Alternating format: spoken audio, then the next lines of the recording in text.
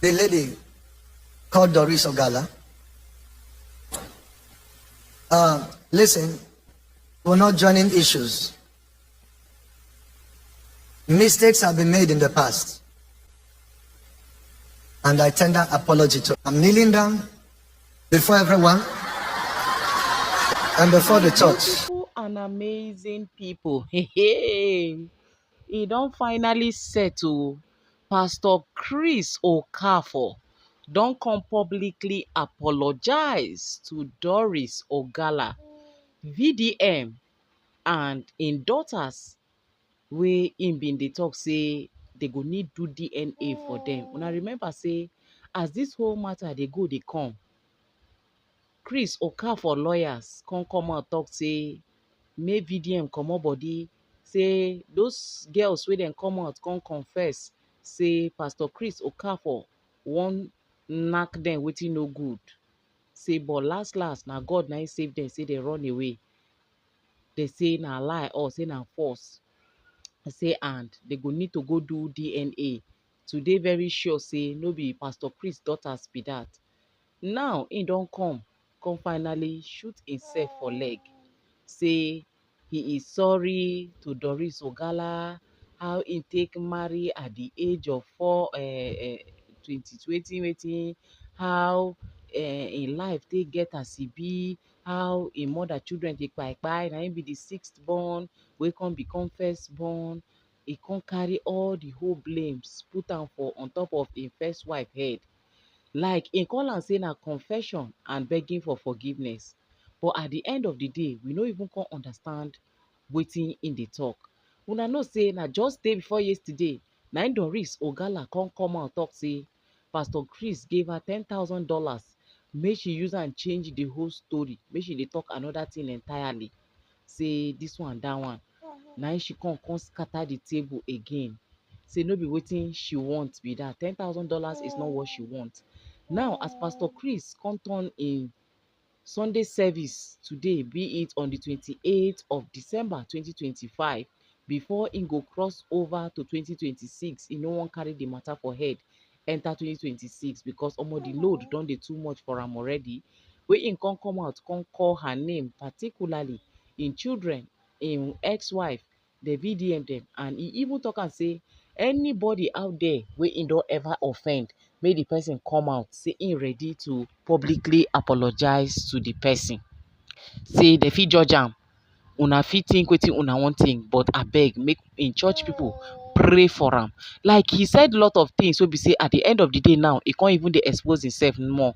Now the one wey come shortalize people was when after he knelt down, call Doris name and apologize, Doris come officially drop this statement say say she don forgive Pastor Chris Okafor. Say for kneeling down she has forgive him, but even though he call her a liar, this that. Now the question is, after this man don come now come kneel down dey beg for forgiveness, all the things wey Doris don talk now, say im put one or two under im altar wey im dey take get all the powers wey im dey use for im church, and the EFCC wey she call now, abi na EFCC abi na who she even call, say make dem come scatter that place, make dem confirm am, and so many other evidence wey Doris Ogala say she get wey she go expose. Shebi now she no go expose am again? She no go come expose am again? Then how they wan make this country take better? My people, no be small thing o. Like this man talk wey im talk today, I say so many people don read a lot meanings to am. Make una lis ten to im confession and im begging for forgiveness. Many things have been said, many things has been so much. I know some of the leaders here be surprised that I'm going, but please bear with me. When you read the Bible have the book of the beginning, correct? That's why you have Genesis, you have Revelation. To be able to get proper understanding of the world, you have to start from the beginning.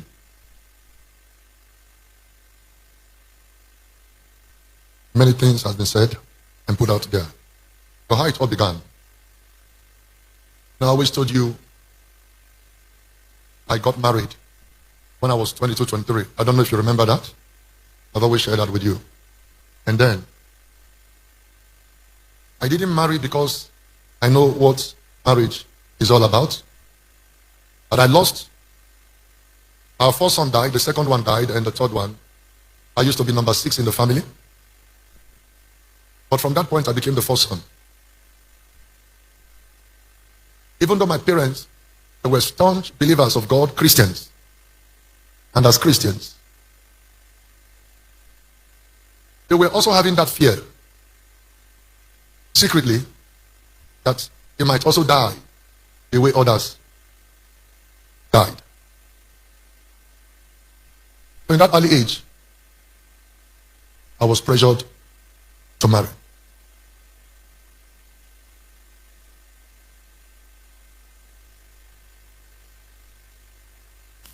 And the gift of God, I gave my life when I was 6 to Jesus when I was 6. And this gift that was prophesied about manifested around the age of 8.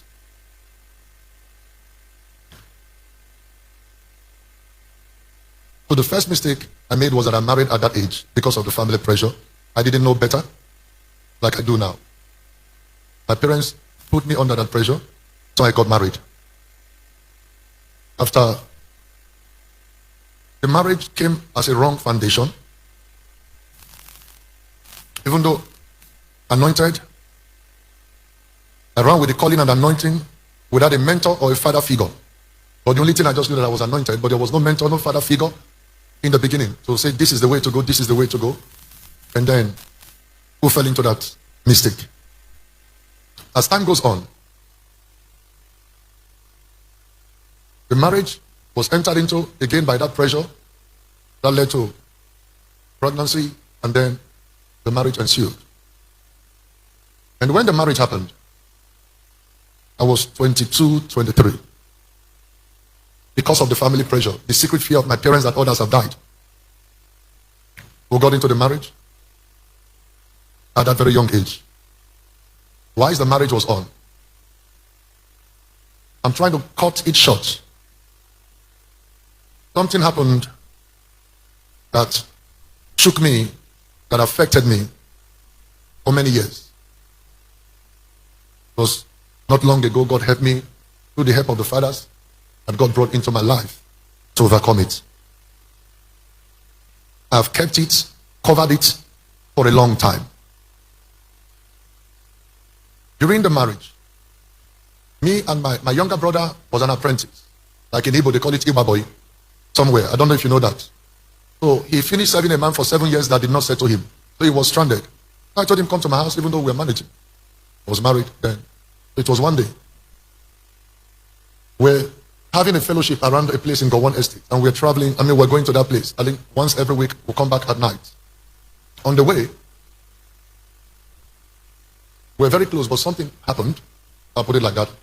I asked them to turn back and go to the house.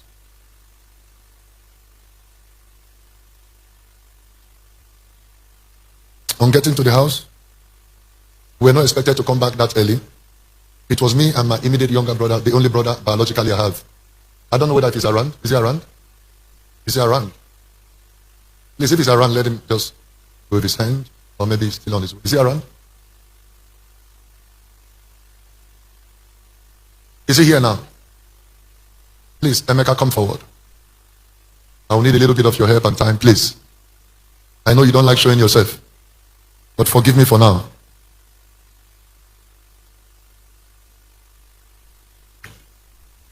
Thank you. Please come forward. You recall in that incident, when we got home and opened the door, what we saw broke me from that moment. It was a woman I married with another man in the house. You saw it with your eye? Yes, yes. Before he traveled abroad. How do I say this to the people? How do I say this to the church?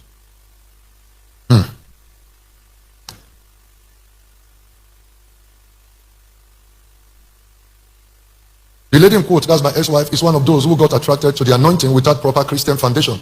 Like I said, I was 22, 23 years old. It broke me. It took me time to recover.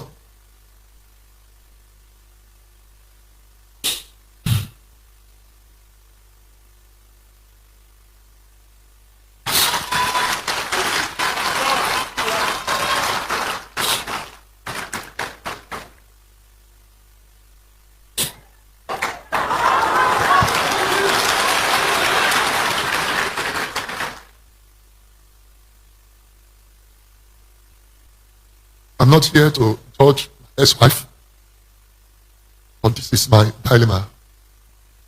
Also pray for her.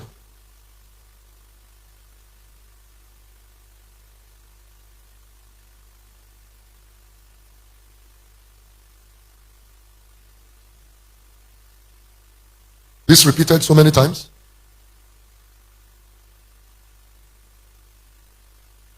I covered this for many years because of the children and the church. As a result of that, I was very devastated at that age. This repeated over again and again. I didn't know better, no spiritual father, no mentor. But I have to battle with this unforgiveness. And this made me feel less of a man. That led to many mistakes, which you are seeing today and hearing today. Please don't judge me. Pray for me. I'm not proud of it. I apologize.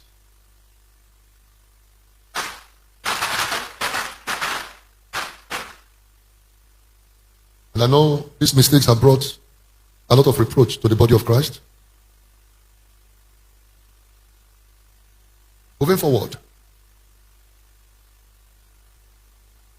I try to get settled, to come out from all of that hurt and pain, and to do things right.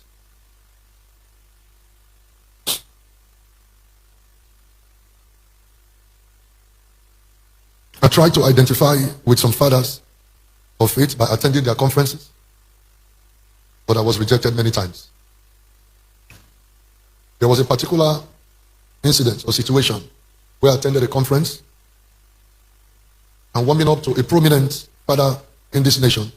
After fellowshipping with him, I decided to take a picture with him, but he took the phone after taking the picture and deleted the picture. This further drove me into my shell. But because I was very determined to have a father that would guide me, that has gone ahead of me, I was very determined to get it right. In my further search, after a long time of fasting and prayers, I was led to Pastor Matthew Ashimolowo and Bishop Abioye. I was not only mentored by them, but they were there to see that I get it right. One of the things they did was to make me have a fresh start. They counseled me, showed me where I've got it wrong, and showed me how to get it right. They were dealing with me behind the scene, mentoring me, telling me how I must get it right before they came to identify with me.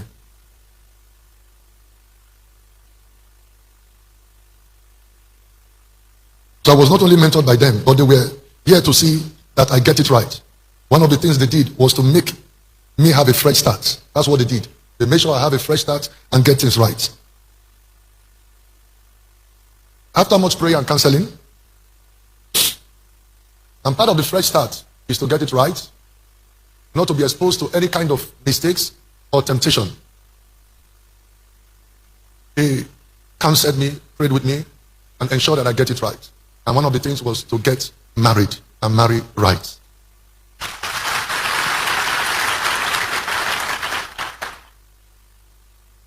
The marriage was blessed. I am a pastor, Pastor Matthew Ashimolowo.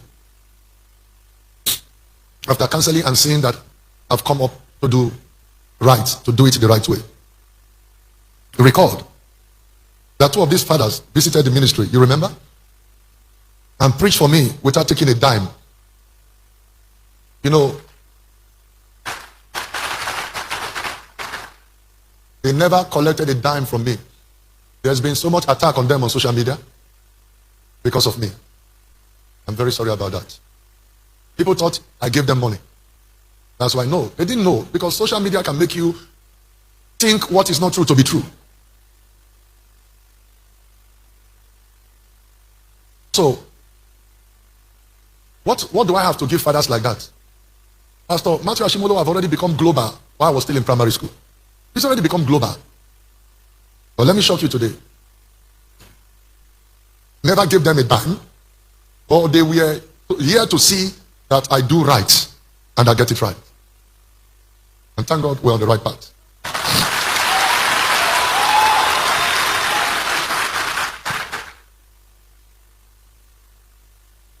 They didn't take a dime from me. Even when Papa Shimolo was done blessing our marriage, when he was going, he was blessing the people. He was happy to see that I'm on a new path, I'm on the right path. He was very happy. And people didn't know that. He was blessing even the greeters, the bouncers outside. From the bouncers to the greeters, on his way out of the wedding. What a public show of love. Like a father, happy to see me get it right.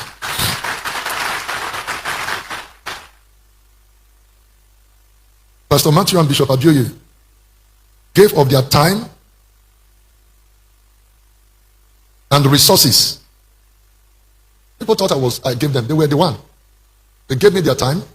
They gave me their resources. Please, Dr. SJ, recall we made plan to fly Bishop Abioye down. He said we should not bother to get him tickets. He already made payment for a private jet. He said why should we do that? That we should go and get. He came on his own. We never spent that money.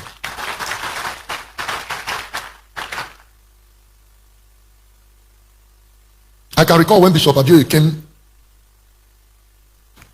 to preach here. You remember? He didn't collect honorarium from me. He didn't collect a dime from me. Not a dime. But rather, when he returned back, he asked me to send our church. I shared with you. Pastor Sylvester, please, get my iPhone. He asked me to send our church account. I was reluctant. He called and reminded me, send his PA. Reluctantly, I sent it. He said, I'm planting 5 million to support your ministry as you are getting it right.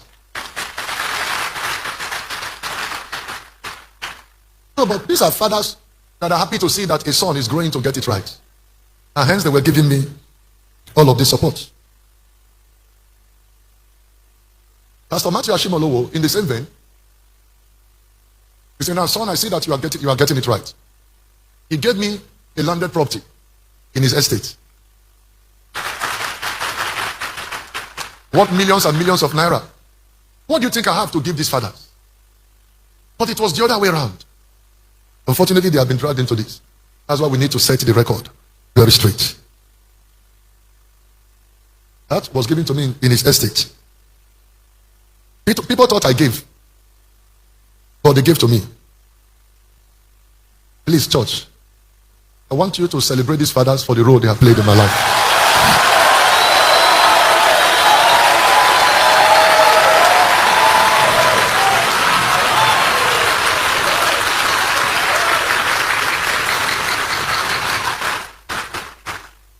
Please be seated. I don't have what it takes. There's nothing I can give to them. I'm not as rich as people think. I'm only Libra.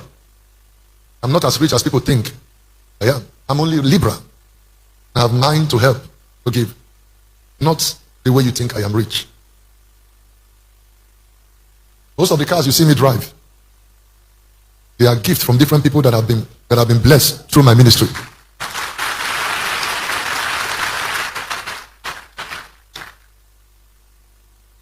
The other time there was an allegation that someone was buried on this altar. Hold on. When this altar was built, I was far away, outside of the country. And it was Dr. SJ and Engineer Wala. They were the one responsible. I was not even in the country. I will show you the check in a short while. Be it as it may, I am using this occasion to openly invite the DSS, the Nigerian police. I will sponsor everything it will take. They should come and break this altar. I will sponsor it, and it will be televised live. We'll invite all the news stations. Let them come. I am giving an open invitation, both for DSS, Nigerian police, all of the constituted government authority. They should come and break the altar. I am ready to sponsor it. And let it be televised live.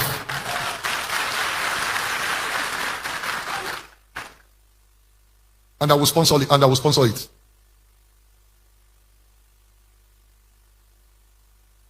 There was also allegation that I slept with my daughters.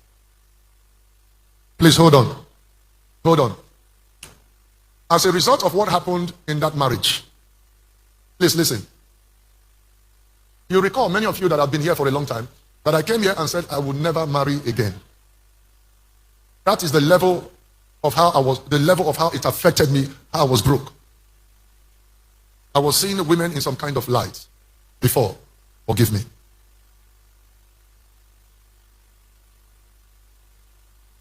It was mercy.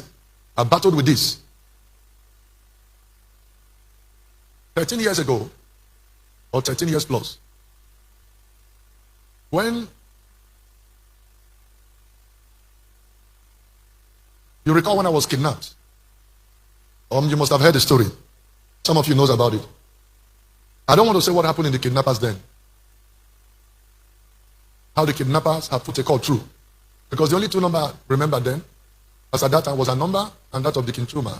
The Kinchuma is alive, he can tell this story. Tony, please come. It was me and you that was kidnapped. I was kept for 58 days. You stayed about 60 plus. About 61 days. When they put call through to the kidnappers put call through to this ex-wife, did you remember what she said? Remember, she said they should not call her again, that it's not her business. Note, before this time, we were just cohabiting. We were not having anything husband and wife was doing together. And I was not eating her food. But we were living in the same house. So the thing got bad. That when I returned from the kidnappers then, she saw me at home and was shocked that she saw me. At that moment, he knelt down and said, please, whatever I've done, forgive me. I said, I don't know what you have done, but time will tell. Subsequently, as at that time, my father also came around. He had this hernia operation or surgery. She will go out. I recall an occasion, an incident that happened. My maternal uncle, a man called Benjamin Okafor, because my father's side and my mother's side, they bear the same surname. My mother is from a different village, my father is from a different village. As at that time, that man was about 70 or 75. There was a place their country people, the Cameroonian, there was a place their country people were having like their, how do you call it, their association meeting, or whether it's town or community meeting or something. While they were there, drinking, celebrating, that my uncle's wife cited her amongst them, celebrating and drinking with them. So the woman was shocked. He ran inside and said, come and see you. Is this not your sister's son's wife? The old man came out and saw her and said, what? That old man urinated in his body. He said, how can somebody whose husband is in death row not knowing whether I will come back? That he related to my mother. To cut the long story short, a very long story. The battle ensured many times. I could recall the time my son, when she was pregnant of my son Bobo, 7 months in the womb, there was an argument. He jumped up from the 2-story building. He jumped down, landed. Nobody did anything, nobody pushed her. You were aware of the incident. So if she had died or something happened to her, I would have been in jail, or maybe something else would have happened. Let me not go into all of that anymore. So finally, as I got back from the kidnappers then, after 58 days, she will go and come back late. So one of the occasions, I asked the gate man not to open the door. This was around 12 midnight. The King Hippo is not here, but the wife is here. He's abroad. He knows about the incident, and I'm sure the wife knows about it.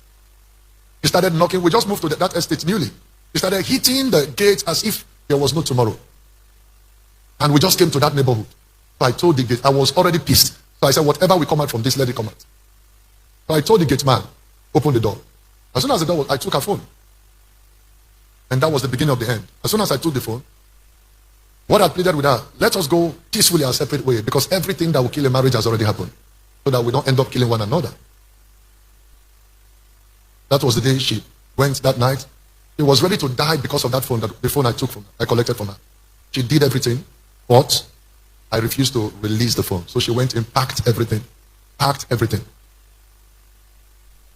She left that midnight around 2 a.m. So by the time I opened the phone, it was a lot. I still have that phone with me, the BlackBerry phone. It was a lot.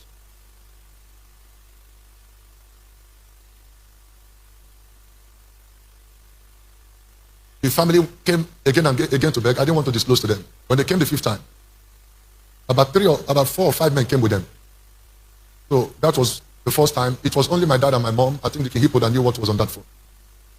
That was the only time I went inside. God would say, oh, forgive, you know you are a man of God, and this and that. A man of God, but I'm dying. I was dying. So I brought the phone. I said, sir, are you married? He said, yes. Are you married? Yes. Are you married? Yes. Are you married? Yes. I said, if your wife did a thing like this, what will you do?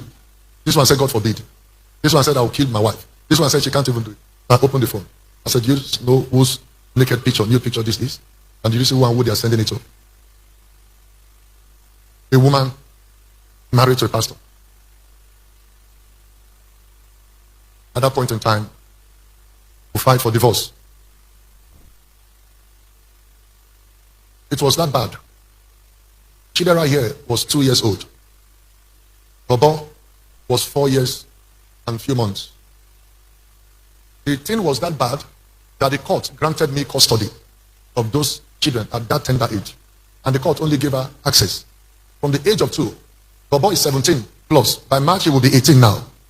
Chidera is 15 plus now. So that was the time this divorce happened. And I called them up. And I did promise them. Apart from my encounter that I already have, the belief I have for women. I promised them that I was never going to marry until they are grown up. For 13 years, I kept that.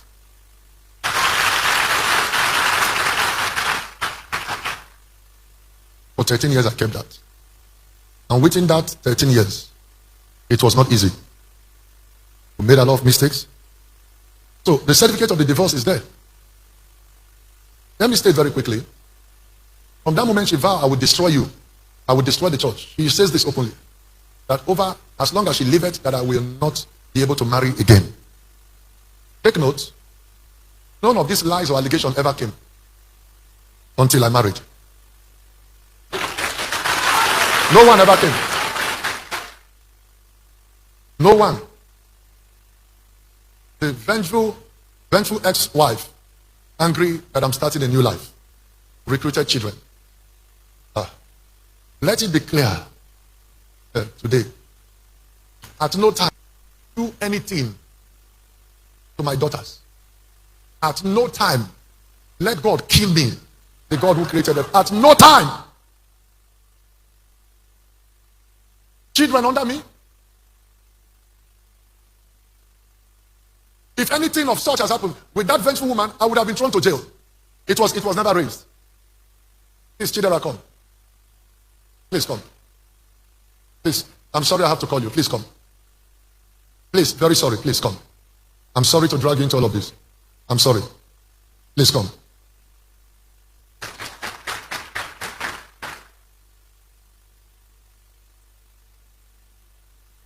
Sorry. Hold on. Since you know me as your father, I gave birth to you. Have I ever taught you in any way indecently? Huh? No. Has it ever happened in any way? No. If you lie, God will judge you, and God will punish you. Has it ever happened? No. In any way? No. Has never happened? No. Never.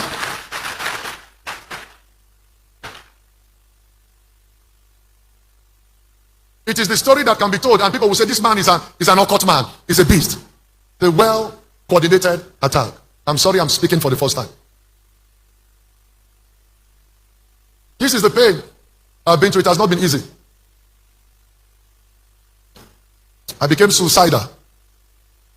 I thought of committing suicide.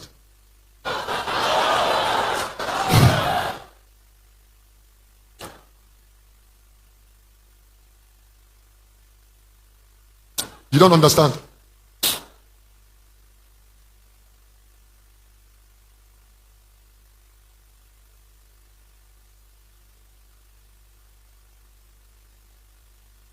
Please, don't judge anyone.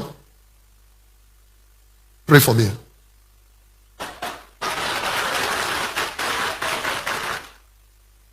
I'm not perfect. I've made a lot of mistakes. Pray for me. You can judge me, but forgive me. Pray for me. Nothing of such, not in this world, not in the world to come, can happen. But sometimes I forgive them. I forgive them. They are my daughters. I forgive them. And I'm praying that it shall be well with them. I forgive them. They were being used. But I forgive them. I pray for them. I pray for them. It shall be well with them. I pray for them. Now listen. As I round up,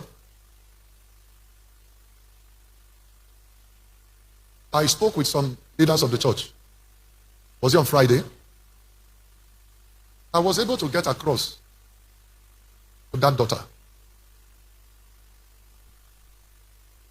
Thank God for technology. I replayed my conversation for them. Some of you heard it. I replayed my conversation.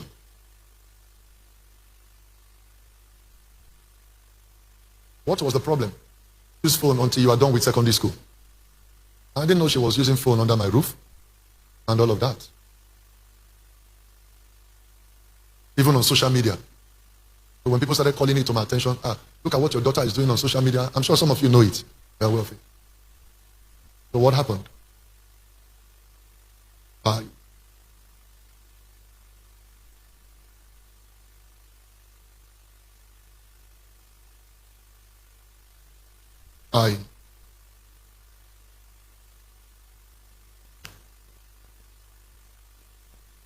I got the phone. I flogged her. I was angry. I flogged her. And that was the day she ran out of the house. She ran out of the house and never came back. We tried everything. That was the last time we saw her. Some of you that hear the record, I said, this thing you went to say on social media, did any such thing like that ever happen? He said, no. Never. Some of you, I played it, you heard it. He said, no. But on social media, it's like that. So Satan is trying to use these daughters of mine through their mother. But I'm praying for them in the name of Jesus Christ. It shall be well with them. The Bible says we should forgive and forget. The same way anyone I've offended, I'm also asking that you forgive me. Now, regarding to the one in Canada that said I neglected her, recall, it cost me so much, and that was one decision I regretted. Letting her go to Canada to school. I will never in my life send anyone that is of my offspring I brought to school. Even until that one is matured, graduated, and is old enough. I mean, after all of this, she traveled to Canada, paid her school fees, accommodation, and everything, all in dollars. The next thing is that my daughter, became incommunicado. For 1 year, I will call her, she will not pick my call. She will not return my call. For 1 good year. I will call names now. I begged a lady in Canada, who is like a sister and part of the church, and said, please, can you help me report to the police about my daughter? We will not be able to get her. The police tracked her through her number, got where she was staying, but the police said they can't disclose where she's staying because she said she does not want anyone to know where she's staying. The police cited they can't do that because she has become adult, that she's an adult, that they have to respect her privacy. So, for 1 year I did not communicate with her. So the next time I will get to hear from her, she sent a message to me.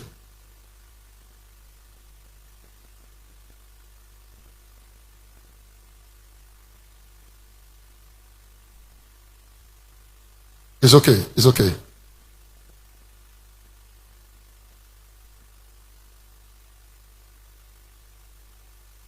I want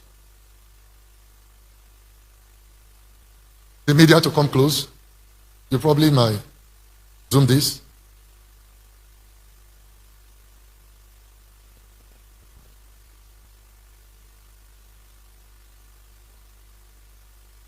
I need a man and a woman to come forward so you can join me to see this message. Evans, come. I need a lady also. I need the media people. I need you to put camera on this. I need a lady.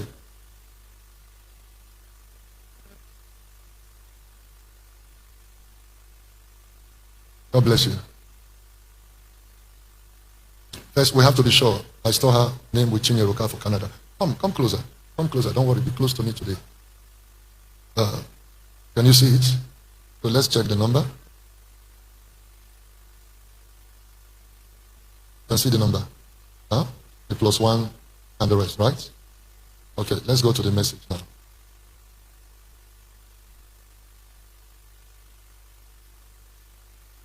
So what you are going to say, I just want to explain it a little bit.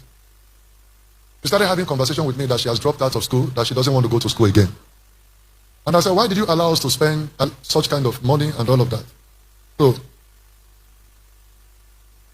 after communications, maybe we'll start from here. Okay. We have communicated. She was asking me to do something that if I don't do it, she will not be happy to miss such big opportunity. Can you see it? Then I'll call back when you're less busy. Now, can you read this? I know you're not happy with my decision, and that is okay. I'm finding my way. The school refunded next semester tuition. I don't know if you have received it yet. Then read my reply. Then you replied, let me know when you are ready to come. I will send you the tickets.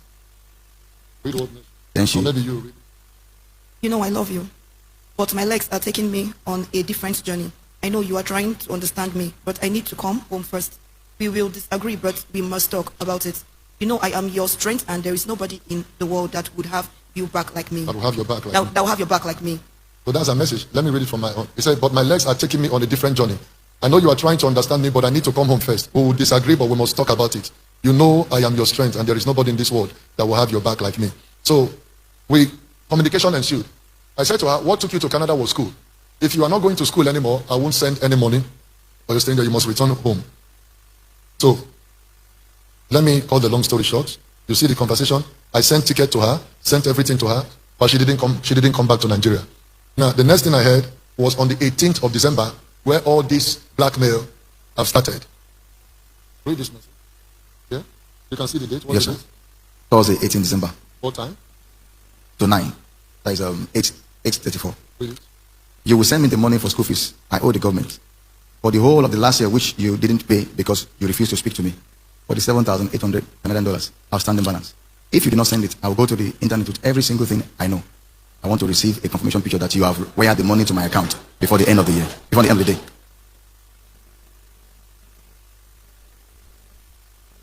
This is me now. This is me now. This is my supposedly daughter that will send me a message without saying good afternoon, good morning, or good night, or hello. You will send me the money for school fees I owe. Which school fees? School that you have dropped out from. As a result of that, I have the email where the school refunded the money. You will send me the money for school fees I owe the government for the whole of last year, which you did not pay because you refused to speak to me. 47,800 Canadian outstanding balance. If you do not send it, I will go to the internet. I just wanted them to say thank you very much.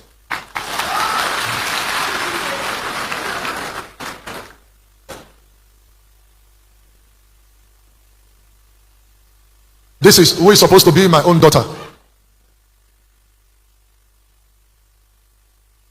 Satan is trying to use them to destroy me.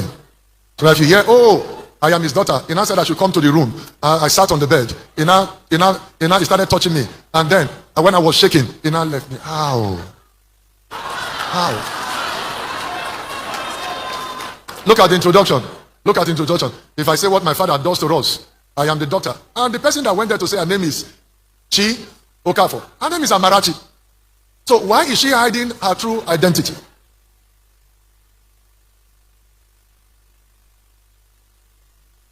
This is what I have to suffer and go through. I am ready to make restitution to anyone, to anybody, any lady, any man I've offended. Please forgive me. Then concerning the lady called Doris Ogala, listen, we're not joining issues. Mistakes have been made in the past. And I tender apology to everybody. But everything that was said is not true. Everything, take note, everything that was said, never true. There are so many lies in most of the things that were said. But how be it? I say, I am sorry to everyone I've offended. To the Doris Ogala, I also say sorry, and I apologize to everyone that I've offended.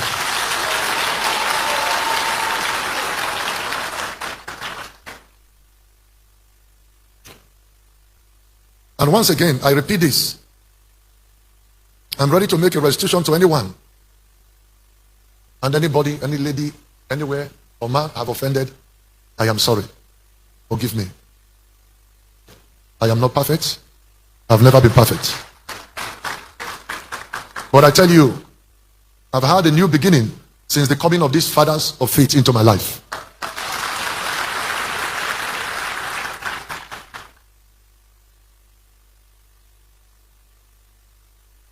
I'm kneeling down before everyone and before the church.